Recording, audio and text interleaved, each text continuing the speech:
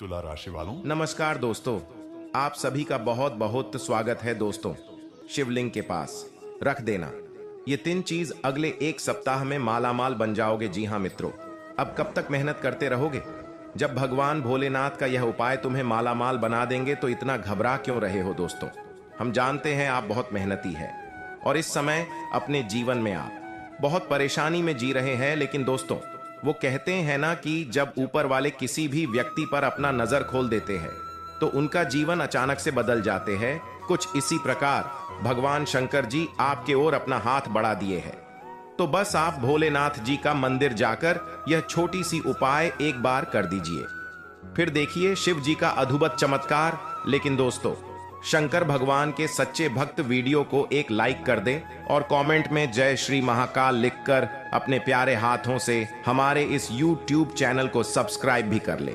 भगवान महादेव आपकी झोली भर देंगे। जी हां दोस्तों, हम आप सभी से आज हाथ जोड़कर विनती करते हैं, बस आज का यह वीडियो को नजरअंदाज मत करना बेटा, आपके लिए बहुत ही महत्वपूर्ण है। दोस्तों, महिलाएं घर की संपत्ति अर्थात लक्ष्मी का रूप होती हैं।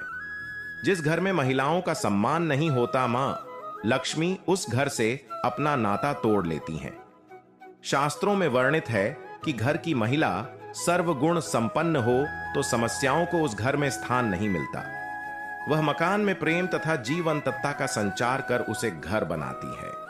भाग्यशाली होते हैं ऐसे घर जिन घरों की महिलाओं में कुछ विशेष गुण विद्यमान होते हैं। उस घर में लक्ष्मी को बुलाने के लिए निमंत्रण नहीं देना होता, बल्कि उस घर की महिला ही लक्ष्मी का रूप होती। आजकल की भाग दौड़ भरी जिंदगी में आमदनी अठन्नी खर्चा रुपया हो गया है। इसके बाद भी लोग खड़ी मेहनत करते हैं ताकि वह अपना और अपने परिवार को एक खुशहाल जीवन दे सकें और जरूरतों को पूरा कर सकें। वहीं कुछ ऐसे लोग होते हैं जो कम मेहनत करते हैं फिर भी सफल हो जाते हैं। भगवान गणेश देवों के देव, भगवान शिव और माता पार्वती के पुत्र हैं। श्री गणेश समृद्धि, बुद्धि और सफलता देने वाले और जीवन से बाधाओं को दूर करने वाले देवता माने जाते हैं। बुधवार का दिन गणेश जी को समर्पित है व इस दिन पूरे विधि विधान के साथ भगवान गणेश की पूजा की जाती है। गणेश जी भक्तों पर प्रसन्न होकर उनके दुखों को हरते हैं और सभी मनोरथों को पूर्ण करते हैं। भगवान गणेश स्वयं रिद्धि सिद्धि के दाता और शुभ लाभ के प्रदाता हैं।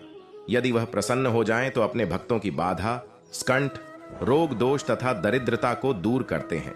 आपने देखा होगा कि अक्सर लोग अपने घर के मुख्य दरवाजे के बाहर या फिर गणेश जी के पूजन के समय शुभ लाभ लिखते हैं।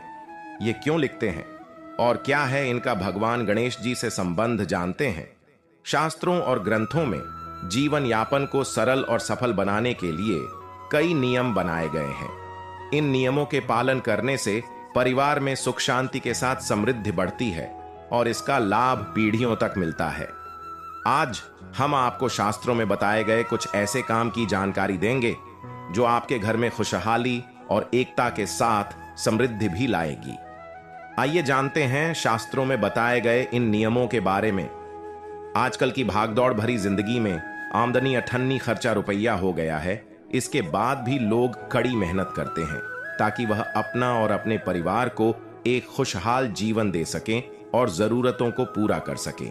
वहीं कुछ ऐसे लोग होते हैं जो कम मेहनत करते हैं फिर भी सफल हो जाते हैं। शास्त्रों और ग्रंथों में जीवन यापन को सरल और सफल बनाने के लिए कई नियम बनाए गए हैं। इन नियमों के पालन करने से परिवार में सुख शांति के साथ समृद्धि बढ़ती है और इसका लाभ पीढ़ियों तक मिलता है। आज हम आपको शास्त्रों में बताए गए कुछ ऐसे काम की जानकारी देंगे जो आपके घर में खुशहाली और एकता के साथ समृद्धि भी लाएगी। आइए जानते हैं शास्त्रों में बताए गए इन नियमों के बारे में। शास्त्रों में बताया गया है कि जिस घर के पितृ और कुल देवी देवता प्रसन्न होते हैं वहां 7 पीढ़ियां हमेशा खुशहाल रहती हैं। हर कुल की एक देवी या देवता होते हैं जो आराध्य होते हैं, जिनको विशेष तिथियों या किसी कार्यक्रम में आराधना और पूजा पाठ की जाती है। वहीं पितृ के लिए तर्पण और श्राद्ध करना जरूरी होता है जिससे वे संतुष्ट होते हैं। पुण्य तिथि पर पितरों का श्राद्ध, तर्पण और दान करने से उनकी कृपा हमेशा बनी रहती है, जिससे घर में खुशहाली बनी रहती है और पारिवारिक सदस्यों की तरक्की होती। पूजा घर के बाद किचन घर में सबसे पवित्र स्थल माना जाता है। क्योंकि यहां ईश्वर और परिजनों के लिए भोजन बनता है। हमेशा भोजन बनाने के बाद घर के मंदिर में भोग लगाएं। ऐसा करने से कभी भी अन्न और धन की कमी नहीं होती है। साथ ही किचन में भी झूठे बर्तन व खाना न रखें और भोग लगाने के बाद ही भोजन अर्पित करें। साथ ही घर में किसी भी तरह की गंदगी, मकड़ी के जाले ना हो, इस बात का भी ध्यान रखें। दान पुण्य करना सनातन धर्म में मुख्य माना गया है। खासतौर पर जब आपको कोई भूखा मिले तो उसको भोजन अवश्य कराएं।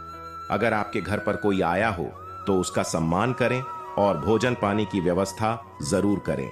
गरीबों को भोजन और अन्न दान करने से परिवार कई तरह के संकटों से बच जाता है और दान पुण्य का लाभ कई पीढ़ियों का मिलता है। दान करने से परिवार पर अगर कोई समस्या आ रही होती है तो वह दूर चली जाती है। सनातन धर्म के शास्त्र और ग्रंथों में संपूर्ण सृष्टि का रहस्य है। इनका हर रोज अध्ययन करने से मन शांत रहता है और चीजों को लेकर पूरी तरह तैयार रहते हैं। केवल इनके पढ़ने मात्र से प्रकृति और इंसान के बीच के रिश्ते समझने आ जाते हैं। वहीं तप करने से मन, शरीर और विचार पूरी तरह शुद्ध हो जाते हैं। हर रोज शास्त्रों और ग्रंथों का अध्ययन और तप करने से जीवन में तरक्की मिलती है और विचार हमेशा सकारात्मक बने रहते हैं, जिसका लाभ आपको जीवन के हर क्षेत्र में मिलता है। दया और विनम्रता। जिस स्त्री के पास दया और विनम्रता होती है वह सदैव सम्मान प्राप्त करती है।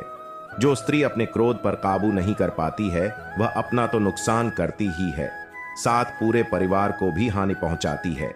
इसलिए स्त्री को दया और विनम्रता जैसे गुणों को अपनाना चाहिए। धर्म का पालन। स्त्री को धार्मिक होना चाहिए। ईश्वर और प्रकृति पर उसका विश्वास होना चाहिए। धर्म पर आस्था रखने वाली स्त्री अच्छे और बुरे का अंतर आसानी से समझ लेती है। प्रकृति की पूजा करने से संतुलन का ज्ञान होना होता है। संचय करने की प्रवृत्ति। स्त्री का यह गुण आज के आधुनिक समय में बहुत ही जरूरी है। स्त्री को धन संचय का अच्छा ज्ञान होना चाहिए। चाणक्य ने कहा है कि विपत्ति आने पर ही मित्र और पत्नी की परीक्षा होती है। इसका अर्थ यह है कि जो स्त्रियां धन की बचत करती हैं उन्हें विपत्ति आने पर कष्ट नहीं होता है, उनके परिवार को कोई हानि नहीं होती है। स्त्री की वाणी बहुत ही मधुर होनी चाहिए। स्त्रियों को कड़ीडी हुए वचन नहीं बोलने चाहिए, इससे उनकी शोभा खराब होती है। कटु वचन बोलने वाली स्त्री सुंदर होने के बाद भी क्रूप के समान है। साहस। चाणक्य के अनुसार स्त्रियों में पुरुषों के तुलना में 6 गुना साहस होना चाहिए। स्त्रियों को समय आने पर हर स्थिति से निपटने के लिए तैयार रहना चाहिए। जो स्त्री तन से ही नहीं मन से भी सुंदर हो। घर आए मेहमानों का स्वागत सत्कार करे। पराया दुख देखकर दुखी होकर अपनी सामर्थ्य के अनुसार उसकी सहायता करे और जो दूसरों को दुख दर्द में देखकर उसको दूर करने में आनंद का अनुभव करे। घर की रसोई में भेदभाव किए बिना समान रूप से सभी को भोजन परोसे। सभी सदस्यों को भोजन कराने के उपरांत भोजन करे। जो प्रतिदिन स्नान करके साफ और स्वच्छ वस्त्र पहनकर रसोई घर में प्रवेश करती है, सुबह शाम घर में देवी देवताओं के सामने धूप, दीप और सुगंधित अगरबत्ती जलाकर पूजा पाठ करती है। महिलाएं जो घर में होती हैं अलक्ष्मी का रूप। जो स्त्री मैली कुचैली सी और पाप कर्मों में रत रहती है, पराये पुरुषों में उसका मन रमता है। जो बात बात पर गुस्सा करती है, अपने पति को दबाने के लिए रोष प्रदर्शन, छल या मिथ्या भाषण करती है। प्राचीन ग्रंथों में जीवों से जुड़े कई शुभ अशुभ संकेतों का उल्लेख मिलता है। इन संकेतों को पहचानकर आने वाली मुसीबतों से बचा जा सकता है। हालांकि हर बार ये संकेत अशुभ नहीं होते, ये शुभ भी होते हैं। ज्योतिष व शकुन शास्त्र में जीवों से जुड़े ऐसे कई संकेतों का उल्लेख मिलता है जो मनुष्य को आने वाली विपदा से सावधान करते हैं। हालांकि कुछ लोग इन पर विश्वास नहीं करते, लेकिन ये संकेत काफी हद तक सही होते हैं। हिंदू धर्म में मान्यता है कि यदि बिल्ली रास्ता काट जाए तो रुक जाना चाहिए, इससे बनता कार्य बिगड़ जाता है।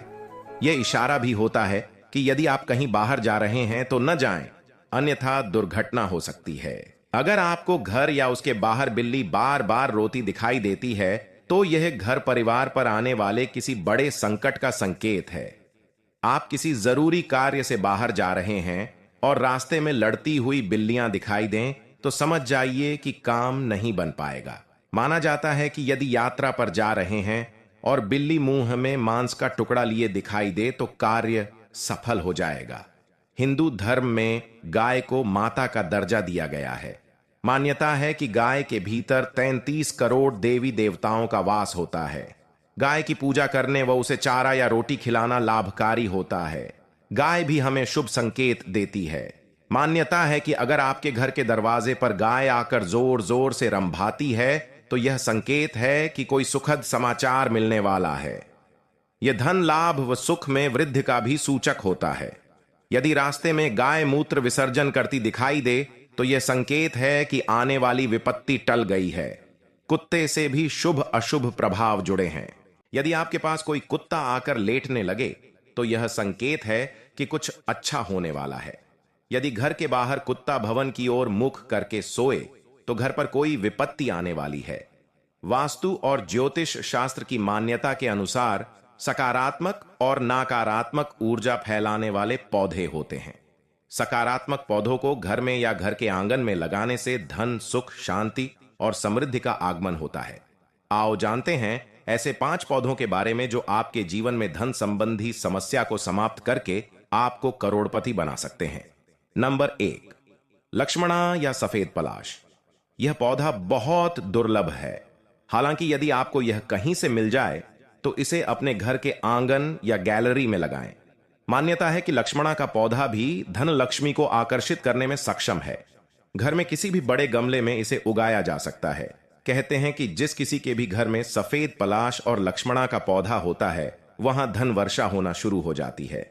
नंबर 2, कनेर की 3 तरह की प्रजातियां होती हैं। एक सफेद कनेर, दूसरी लाल कनेर और तीसरी पीले कनेर। कनेर के पौधे को देवी लक्ष्मी का प्रतीक माना जाता है। देवी लक्ष्मी को सफेद कनेर के फूल चढ़ाए जाते हैं। नारियल का वृक्ष। हिंदू धर्म में नारियल के बगैर तो कोई मंगल कार्य संपन्न होता ही नहीं। पूजा के दौरान कलश में पानी भरकर उसके ऊपर नारियल रखा जाता है। यह मंगल प्रतीक है। नारियल का प्रसाद भगवान को चढ़ाया जाता है। नारियल के पानी में पोटेशियम अधिक मात्रा में होता है। इसे पीने से शरीर में किसी भी प्रकार की सुन्नता नहीं रहती। ज्योतिष शास्त्र में गुरु और चंद्रमा दोनों को शुभ ग्रह कहा गया है। कुंडली में गुरु और चंद्रमा एक साथ बैठे होते हैं तब गजकेशरी योग बनता है। इस योग का अर्थ है हाथी पर बैठा शेर होता है। इस योग को राजयोग की श्रेणी में रखा गया है। जिस व्यक्ति की कुंडली में यह योग बनता है वह बुद्धिमान और दीर्घायु होता है। धर्म कर्म में इनकी रुचि होती है। ऐसे व्यक्ति जिस क्षेत्र में होते हैं उनमें निरंतर प्रगति की ओर बढ़ते रहते हैं। यह योग उन स्थितियों में भी बनता है जब गुरु और चंद्रमा एक दूसरे से चौथे, 7वें या 10वें घर में होता है। ज्योतिष के ग्रंथ शास्त्र में कहा गया है कि चंद्रमा और गुरु के बीच संबंध नहीं भी हो और केवल गुरु चौथे, 7वें या 10वें घर में शुभ स्थिति में बैठा हो तब भी गजकेशरी योग बनता है।